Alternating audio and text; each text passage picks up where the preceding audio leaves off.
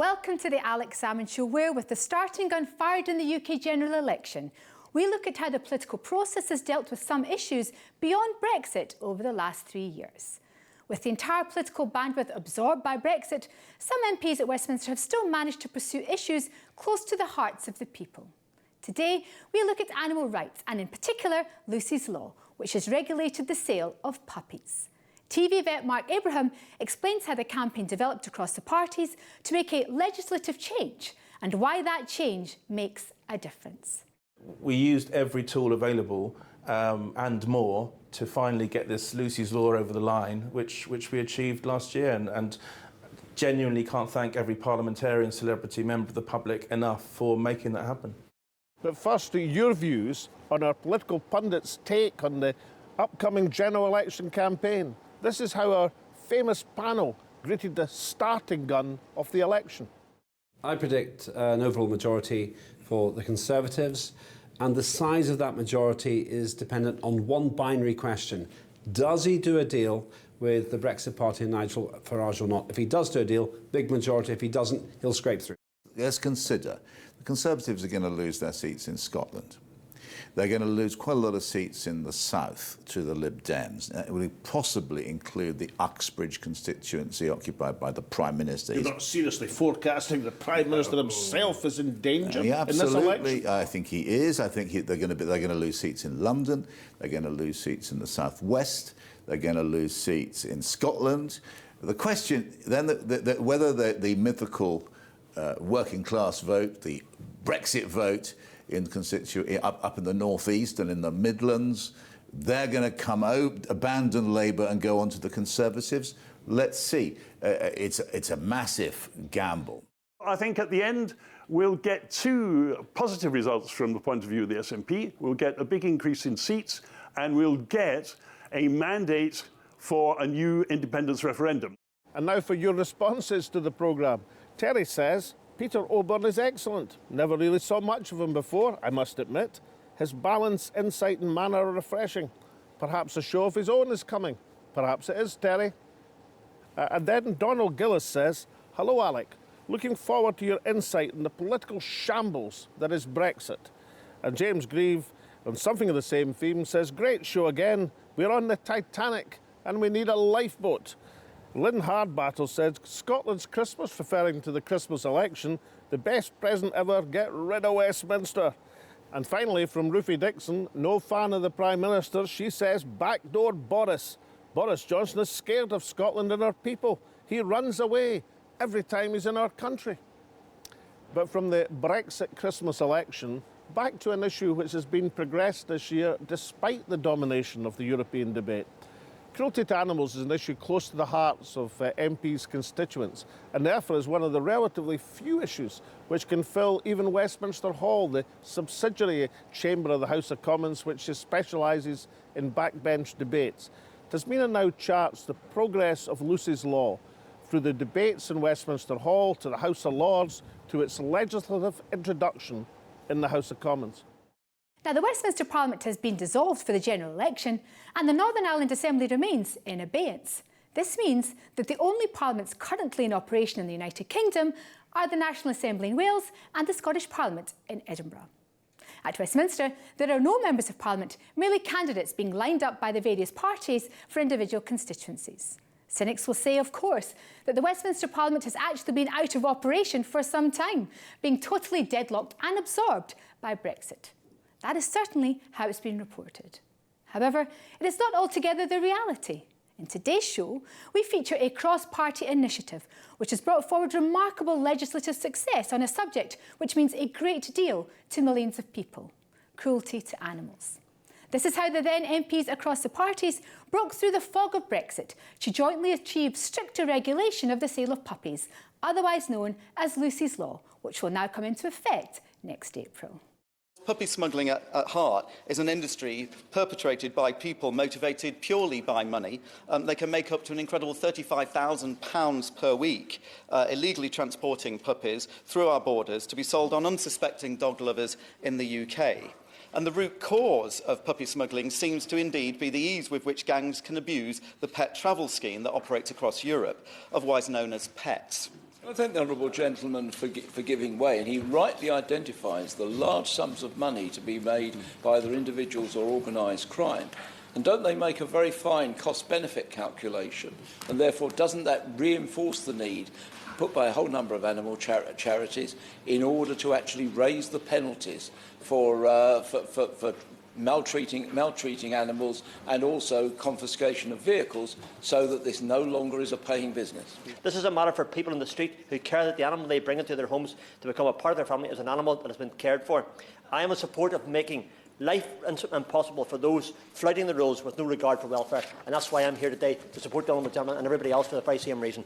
As chair of the All-Party Parliamentary Group for Dog Welfare, APDOG, whose successful meetings on this subject and well-attended members' events, backed up by a very well-supported EDM and e-petition, securing over 100,000 signatures in just 13 days, and supported by the RSPCA, Kennel Club and almost every other welfare organisation in the UK, was also instrumental in the success of Lucy's Law, and I commend all of the work that's been done to bring this forward.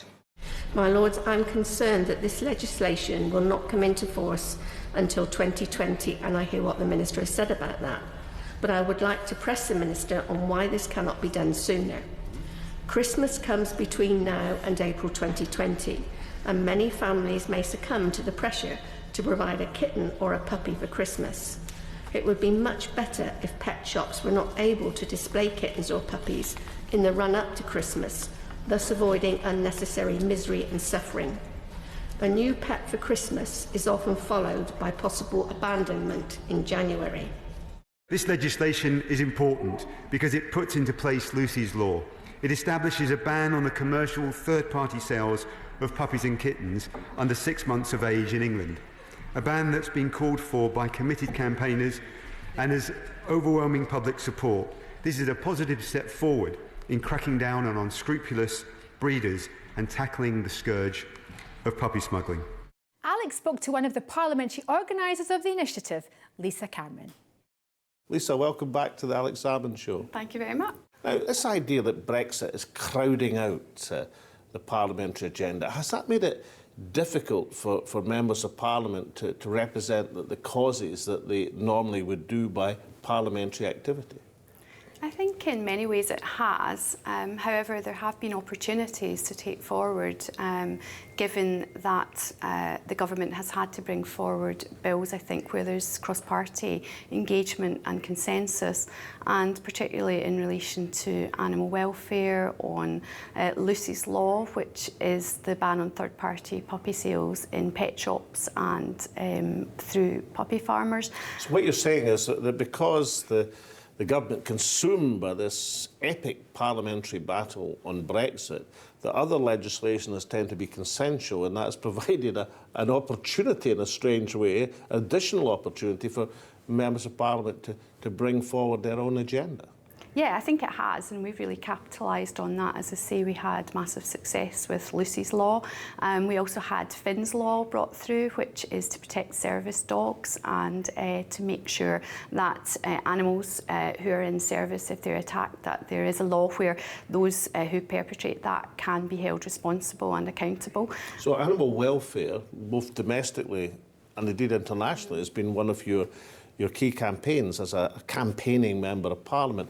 How does an individual MP go about getting that issue onto the agenda and making progress through the laws and initiatives that you've mentioned? Yeah, well, I mean, I chair the All-Party Parliamentary Group for Dog Welfare, so that's been a massive boost in terms of making sure that we put through this agenda in Parliament and that we get the cross-party members to support it, that we need to do so.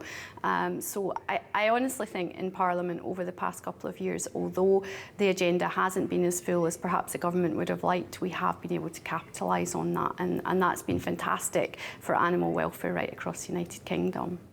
Well, Lisa Cameron, thank you so much for joining us again on the Alex Salmond Show, and tell us a little bit about the normal activities of parliamentarians continue despite Brexit. Thank you very much. So a parliamentary success. But what difference will Lucy's Law actually make? Who better to ask than the celebrated vet Mark Abraham? How does a working vet and television personality go about marshalling a cross-party campaign in the Palace of Westminster? Mark speaks to Alex. And now I'm delighted to be joined by Mark Abraham, better known on his Twitter handle as Mark the Vet. Mark, welcome to the Alex Salmond Show. Hi Alex, how you doing? Now, you've just achieved a pretty significant campaigning success in Lucy's Law. What is it? Tell us that, and how did you manage that, when Brexit has completely dominated the political agenda? Well, firstly, thanks for inviting me to be on your show. Lucy's Law is basically a ban on the sale of puppies and kittens by commercial dealers. So anyone who isn't the breeder selling the puppy or the kitten. So, for example, pet shops, people you meet at motorway service stations, anyone who delivers a puppy or a kitten to your house. So the person who hasn't actually bred the dog or cat is a third-party dealer. The reason this is important to ban is because third-party sellers, these dealers, enable and encourage puppy farming to happen behind closed doors. So it's a campaign against puppy farming. And our puppy farming happens in Wales, in Scotland, in Ireland, in Eastern Europe, in England. And puppy farming is the mass production of dogs purely for profit with no regard for their welfare. But why is that a bad thing? I mean, why is the mass production of puppies to a willing audience, why is that essentially a bad thing, Mark? It's a bad thing because the conditions that they're kept in are just horrific, because the public never see them, and that local authority inspectors may see them maybe once a year. So the rest of the year, it's a free-for-all. So they're kept as agricultural animals on straw or sawdust, in pens. They're not socialised, they're not vaccinated, they're not given any form of veterinary treatment, and they're basically bred to death. They're bred every season, which is twice a year for dogs, until they're infertile, and then they're destroyed. The puppies are removed too early, and then the puppies are sent around the country, sometimes overseas, to be sold without their mums by these dealers. So couldn't that have been addressed just by better regulation and inspection? Well, first of all, you'd have to have someone inspecting pretty much every day to ensure adequate welfare standards, which is obviously impossible. And it's just the process of selling via a third party is so detrimental to the welfare because they're removed too early, which affects the socialisation of the puppy. They're mixed in batches as they go around the country, so they transfer a disease because they're anxious and stressed. And the end product, you see, is when people go to a pet shop, which is usually regulated and licensed, is the fact that this little tiny ball of puppy is actually riddled with medical disease, surgical disease and behavioural disease, and usually doesn't last more than 24 to 48 hours in the new home. So it affects human welfare too. In terms what do you mean only lasts 24 to 48 hours? What does because that, they that, usually... Then what happens? They die or they're flung out? They or die. What happens? Yeah, the stress of going into their new home and the end of their mother's limited immunity, because they're usually 8 weeks of age, they're usually overcome with virus, typically parvovirus. They go downhill very quickly, and the new family who's excited and they've got a new bedding and they've got toys and they've got new food is now either burying a pup in the garden or actually telling the vet to put it to sleep because it's in too much pain and can't be treated. So which dog was Lucy then? So Lucy was a Cavalier King Charles Spaniel who was rescued from a licensed puppy farm in Wales in a terrible state. She had epilepsy, dry eye, arthritis, separation anxiety, a cataract in her left eye. She was a broken dog and she was discarded because she couldn't breed anymore. She was useless, technically. She was adopted by a lovely lady called Lisa in the West Midlands and rehabilitated. And Lucy went on an incredible journey in her 3 years of living in freedom. She met celebrities, she attended dog shows, and she got a following on Facebook, which is Lucy the Rescue Cavalier, still a fantastic page, which sort of attracted animal lovers from all around the world. And when sadly she succumbed to all her illnesses in December 2016, we decided to honour the campaign to ban third-party commercial puppy and kitten dealers after her, call it Lucy's Law, and that really proved to be the game changer in the campaign. Join us after the break, where Alex continues his interview with TV vet Mark Abraham. Welcome back. Alex is in conversation with TV vet Mark Abraham, who is also behind the campaign for Lucy's Law. Mark explains how it will make a difference to the lives of so many puppies when introduced next year. Now, I remember when our family got our dog when I was a lad, and we got Shadow, Cairn Terrier, soft-haired Cairn, from a breeder in Falkirk. And he came back in the bus with me and my mum, with his head sticking out the shopping bag. He got back home, much to the consternation of my father, and peed in every corner of the living room, as I remember it. Is that not the traditional way that people got puppies into their house? And what on earth is wrong with that? Absolutely, well, nothing's wrong with that. If you're going to the breeder, which is fine, and you're seeing the pup interacting with its mum and its litter mates in the place it was born, that's how you buy a puppy responsibly. The alternative is to go to a rescue shelter, which is also an appropriate way to get a dog. So what Lucy's Law is all about, really, is moving forward, is the only options available to anyone looking for a dog or a cat is to go directly to the breeder and see the puppy or a kitten interacting with its mum in the place it was born, great, or to consider rescue as well, which also have puppies and kittens there too. So it's removing the poorly bred, irresponsibly bred dogs and cats from the system. Now, I want to turn to the campaigning aspect of Yes. this, because I really am fascinated by how, with the support of a number of members of Parliament, you've managed to achieve this law in England and Wales, and coming in Scotland Absolutely, as well. yeah. So how did you manage that against the background of this all-consuming issue of Brexit, which has been dominating the parliamentary agenda? How did you go about securing that initiative? Attrition, I think, is one word to sum it up. You wore them down. Yeah, I think we did. When I was growing up, I had no interest whatsoever in politics or history or law. I was collecting caterpillars, not even talking to other humans. I was the nerdiest, geekiest square ever. And I only cared about helping animals. Went to school, continued to be quite geeky. Went to Edinburgh University, discovered having a good time, let's say, in the wonderful city of Edinburgh. And then I became a vet, obviously, and I saw some puppies coming into my emergency clinic one night suffering from a disease called parvovirus. And I identified where they were from. They were from a dealer, buying them in from a licensed puppy farm.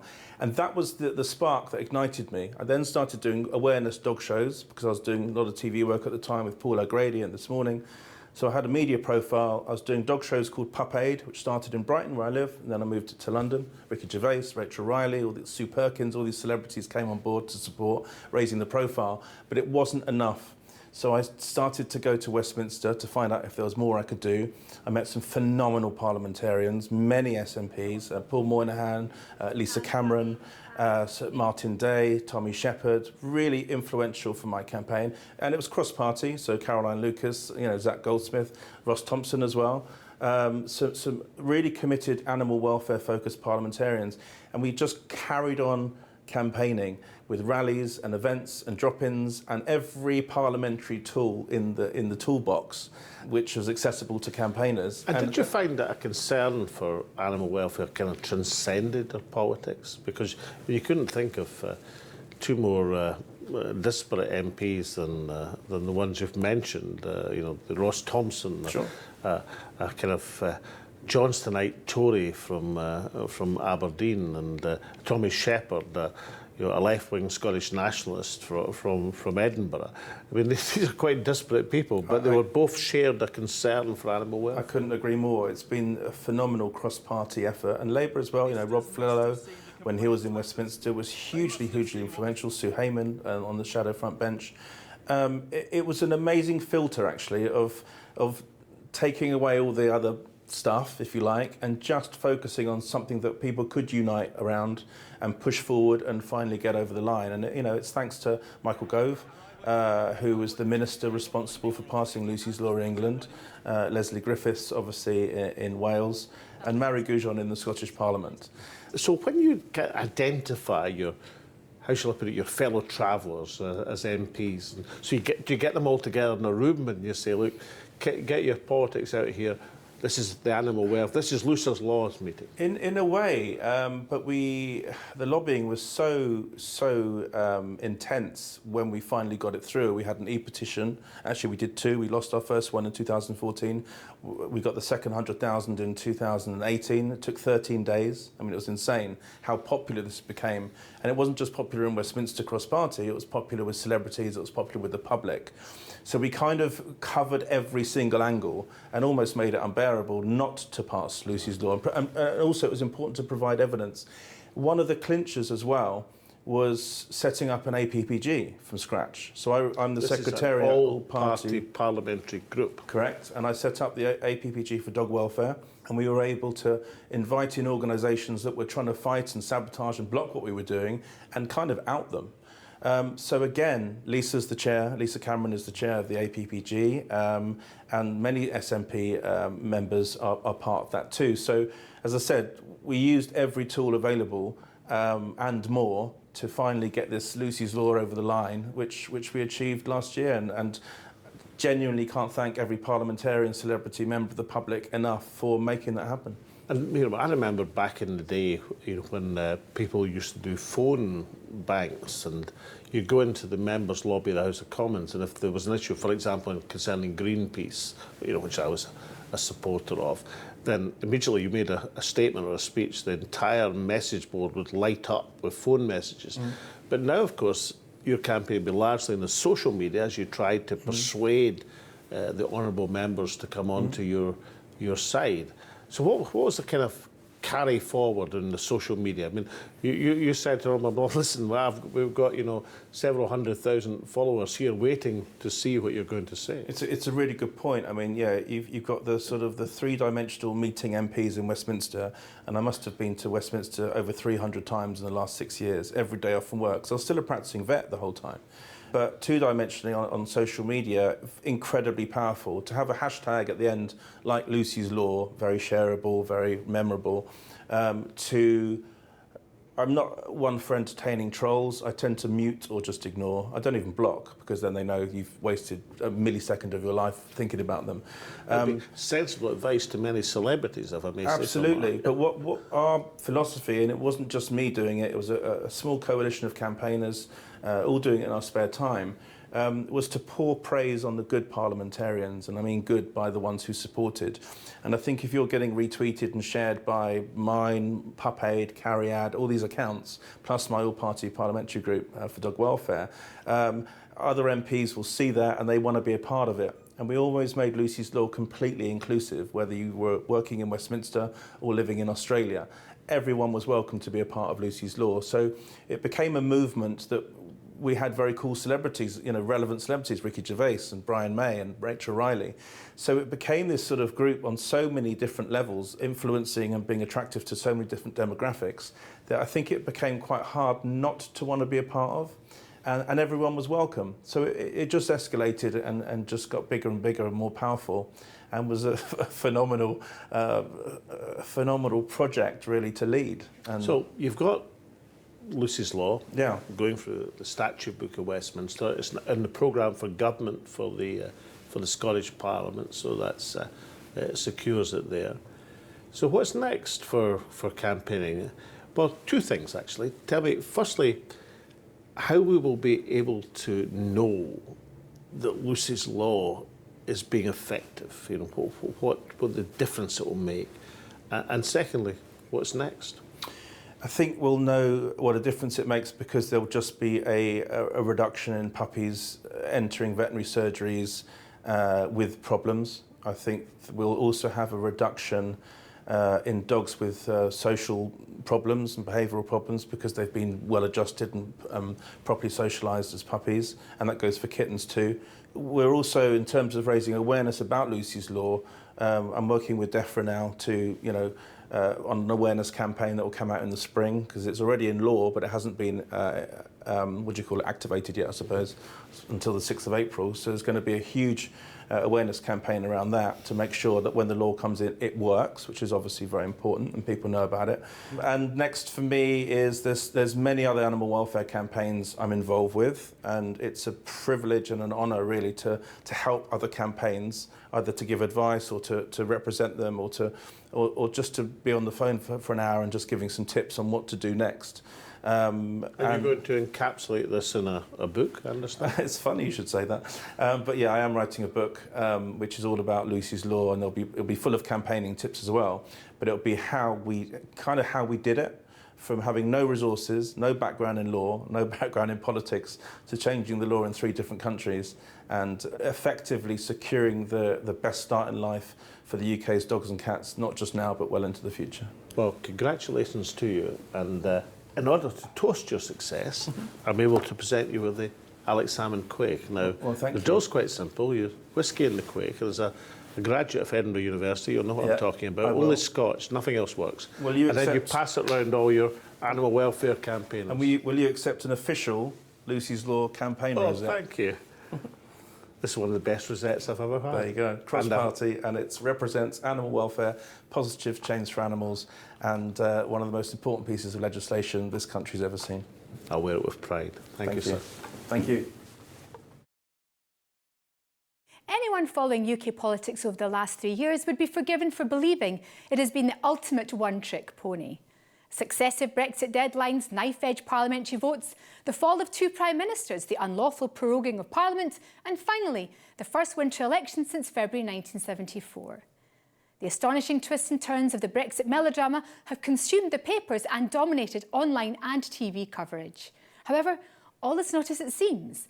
Today's show demonstrates that beyond the smoke of the Brexit battlefield, there has been a remarkably successful campaign to enlist cross-party support to make progress on the rights of animals.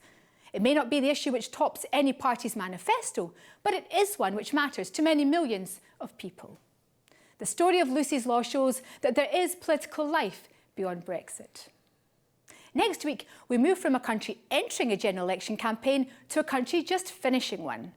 How will the new Spanish government tackle the political crisis in Catalonia? Join us to find out.